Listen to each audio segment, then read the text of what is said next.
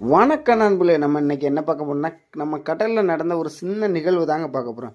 அது என்ன நிகழ்வுன்னு பார்க்குங்களேன். இந்த கடல் அரிப்பினால் ஏற்படுற அந்த பனை மரங்களை வந்து திருப்பி பராமரிக்கிறது தாங்க பார்க்க போகிறோம். அது என்னென்னு பார்க்குறீங்கன்னா, எங்கேயோ ஒரு பகுதியிலேருந்து அந்த பனை மரங்களை அரித்து நம்ம பகுதிக்கு கொண்டு வந்துச்சு. அதை ஒருத்தங்க வந்து அதை அழகாக செதுக்கி திருப்பி பராமரிக்கிறாங்க. அதைத்தாங்க நம்ம பார்க்க போகிறோம். இங்கே பாருங்கள், தென்னை மரம்லாம் எப்படி இப்போ வந்திருக்குன்னு பாருங்கள். அதுவும் ஏதோ ஒரு பகுதியிலேருந்து சரிஞ்சு இந்த பனை மரங்கள், தென்னை மரங்கள், இந்த கருவ மரங்கள் அதிகமான இதுங்க அரிப்புனால் வருங்க. அதை அப்படியே எல்லா பகுதியிலும் விட்டுருவாங்க. அதை யாரும் பராமரிக்க மாட்டாங்க. ஆனால் நான் இன்றைக்கி யதார்த்தமாக கடல் பகுதியில் போகும்போது இந்த மாதிரி பார்த்தேன். அந்த தாத்தா அந்த பனைகளை செதுக்கி எவ்வளோ அழகாக செதுக்கி வச்சுருக்காங்க பாருங்கள். இந்த பனைகளுக்கு வாழ்வாதாரங்கள் கொடுத்ததாக நான் நினைப்பேங்க.